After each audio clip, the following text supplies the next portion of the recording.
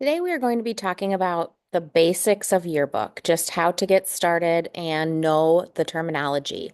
So there's a list of yearbook terms here that I also have on a sheet for you in the classroom, but if you want to see the sheet, these are again the basic general terms that we'll be going over today. I would have you start by watching the Walsworth video on captioning format, and that is located about the middle of this sheet. And so the A, B, C, D photo by caption format, there is a separate video provided for that.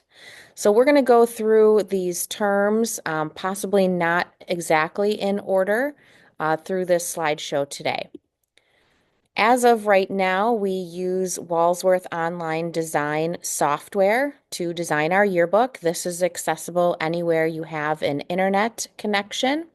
You would receive a login and your own account to get into Walsworth, and then uh, away you go. And we're going to talk about what it looks like when you get into Walsworth.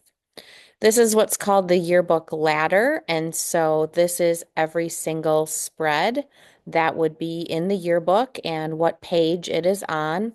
When you go to design, you just simply click on the name of the spread you are going to be designing. First concept on your sheet is yearbook theme, and I have some past yearbook covers here just to demonstrate visual and verbal theme development.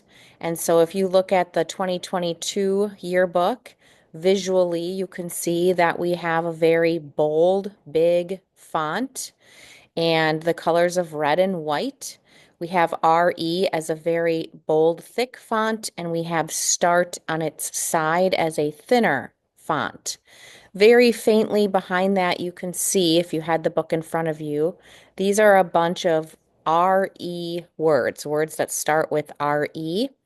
And we chose this theme for 2022 because we were restarting in person after the COVID pandemic. We also were renovating, remodeling, and just reigniting in-person education.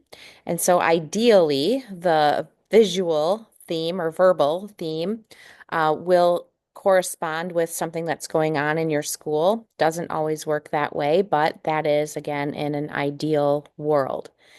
So visually, you can see the fonts and the colors that are established on the cover are the fonts that you would be using and the design pattern you would be using sporadically throughout the book. And then verbally, the restart, we're going to be using that RE pattern of words.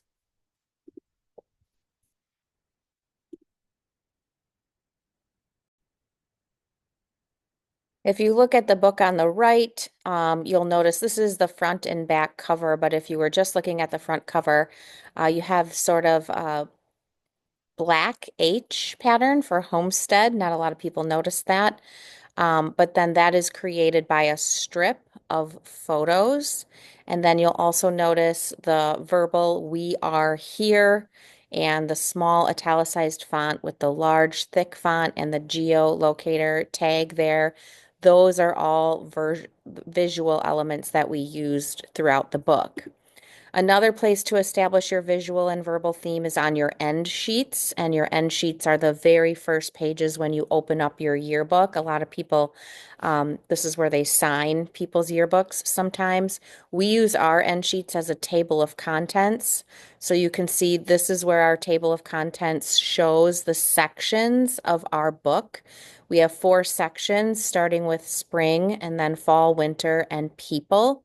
And so the end sheets will tell you where to locate those different sections, but also it will show you the 4 different sections and more visual theme there. So you can see the patterns of RE words here. You can see the big RE font. And then over here, you can see the strips of photos we have turned on their side. From there, we go to our title page, which again further represents our theme. And so the title page on the right shows an actual picture. We're just making the comeback cooler. That has to do with restarting the school year. This is a picture from the student section. Again, ideally, that title page represents why you titled the book the way you did. Then we get into the theme spread, and this is where you introduce your theme to anybody who's looking at the book. And so again, you're going to be using pictures that symbolize the restart, and the remodeling we have here on the left. And then on the right, we have our new remodeled outdoor classrooms. And then in the body copy right here, you can see the bolded words are those spin-off words from the cover that all begin with the letters RE. And then you can also see the visual font here from the cover. Next to each photo, you can see as well what you learned in the captioning video, where starting with the A line, the attention getter, is in a color that matches the color on the spread. That's your attention getter. Then you have your basic information, your B line, present tense, identifying who's in the picture. And then you have your C line, complementary information, which is a past tense line, further telling the story of what's going on in the picture. And then you have your D line, which is a direct quote from ideally someone in the picture. And then at the end of that, you have whoever took the photo, you are giving them photo credit. So this spread, which is 2 pages facing each other, establishes your theme for the rest of the book, and again uses uses pictures and words to convey that theme. Here's just another example of a title page for the other book that I showed you. We wanted to establish these crossed lines here, and establish a place that's very popular at Homestead, which is the student section. So we are here, also we are the Mighty Highlanders, kind of playing off that. So you can see how that translates into the theme spread for the 2023 yearbook. You can see the crossed pattern of photos. We were doing those photo strips. You can see the red words in the theme copy. We are, we are, we are, we are. Those are repeated verbally. And then you can see the captions next to the photos and the geolocator tag and the fonts from the original cover. We do the same thing on the closing spread, but flipped. So we have flipped the crisscrossing rows of pictures here, but then use much of the same design with captions. Moving on your sheet of terms, we have the different divider spreads for the sections of the yearbook. And so again, those are designed using the visual and verbal aspects from the cover and the end sheets. And so here for the book, we call it, we wanted to establish really bold photography and fonts. So you can see that here. And then for the 2023 book, we have the photo strip here, always starting with a dominant picture on a spread. Every spread is, started with a dominant focus and then a story that goes with that as well.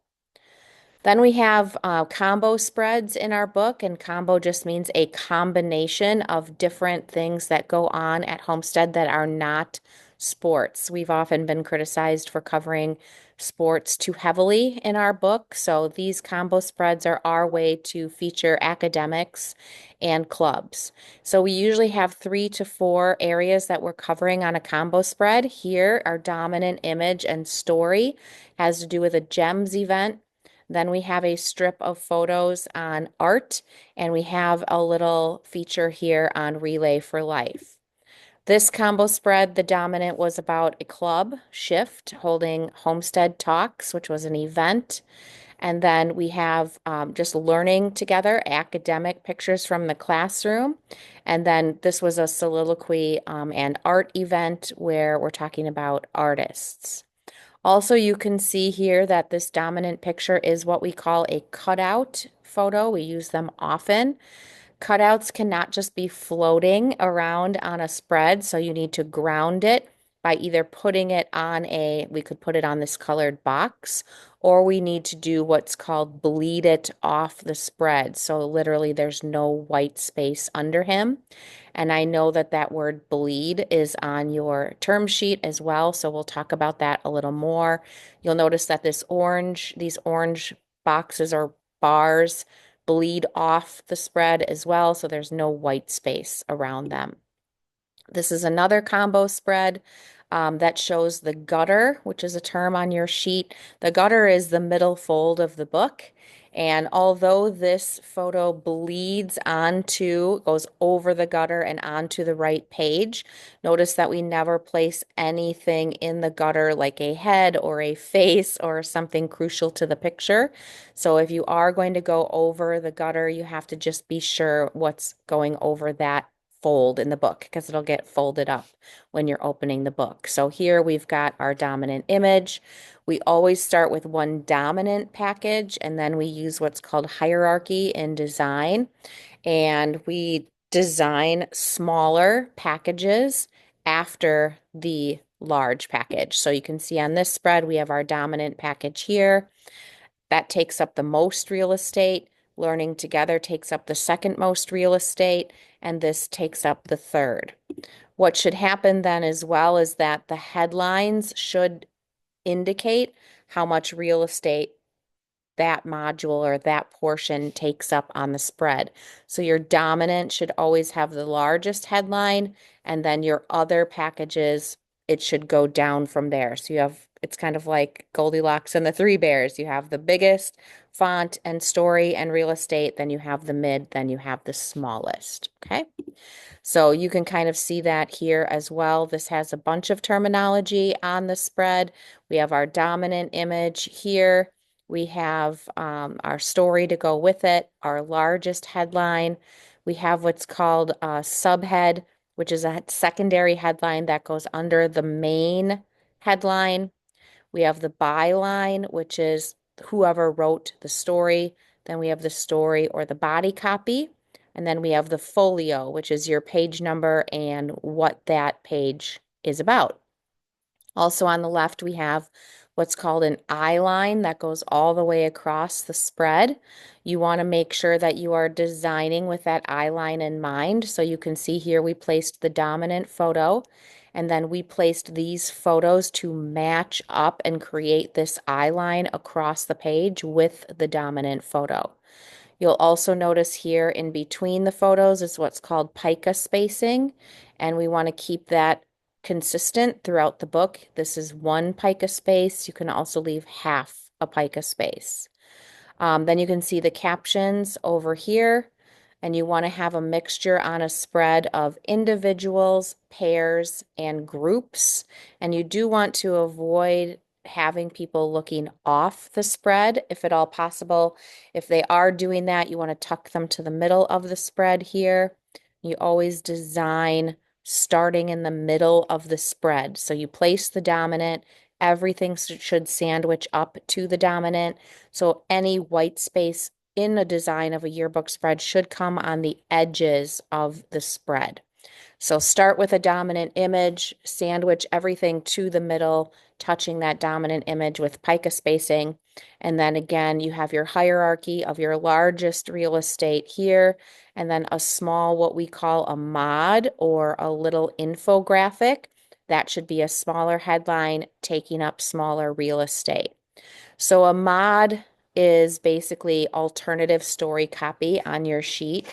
And what that means is basically it is a small kind of infographic. It is just an alternate way of telling a story, not using paragraphs and a lot of words, but instead what you're doing is you're breaking it down into smaller chunks, bite-sized pieces of information or graphics. So it is a lot of terminology, which is why, I'm going over it with the sheet. But as you get designing, it'll become second nature to you. So these, when you're getting into the book now, these are what's called inside pages. And so here's where you would have all of your sports pages. You have the combos that I showed you, and then you would have team pictures as well. And you can see that these follow exactly what I was just talking about. It starts with a dominant image with the largest headline, and then we sandwich any other pictures that we're going to have with that to the middle of the spread, caption those, put the story with the subhead on, and then we would have a mod with a smaller headline. We're using the intersecting lines in the 2023 book, so that's why you see that there. And that's a template, basically. Usually our designers, our head designers, our editors in chief will set up templates and you kind of fill them in. They have an idea. Usually they have found inspiration or we've done that together and we kind of have like a Pinterest board in the classroom where it's like, this would be a good template, this would be a good template, things that we've found in other yearbooks or online or something. Or if we have really advanced designers, they can just kind of visualize different templates and they'll set up the templates on the blank pages. We never design just starting with a blank page. We start with a template. It's kind of like when you go to Canva and you're searching for templates that you like. We're searching for templates that fit our theme and then also fit kind of our design style. And speaking of style, every yearbook and senior magazine is designed with a style guide in mind. Our yearbooks tend to follow a lot of the same from year to year. And that is, we usually choose one or two or three new fun fonts. And then typically our stories are 9 point times every single page, every single yearbook. We're using the font times, and then those stories are 9 point. Our bylines are 9 point times. Our subheads are typically 12 point italic, whatever font you choose that for that year. And then our large headline kind of uses the cover fonts that are established on the cover. And then those are as big as kind of the design warrants. And then that is the style guide, which you establish, the editors establish this right up front at the beginning of the year. And they're like, all the captions are going to be 8 point times. The body is going to be 9 point times. And so that is established so that we don't have 12 different fonts and 20 different sizes. It just keeps the design really consistent and professional looking. So that should be enough information to get you started. It's a lot, but hopefully you can come back to either your sheet or back to this video if you need help. And then, when people say you need to fix your captions or that's not the right body font, you can ask the editors for extra help on that as well.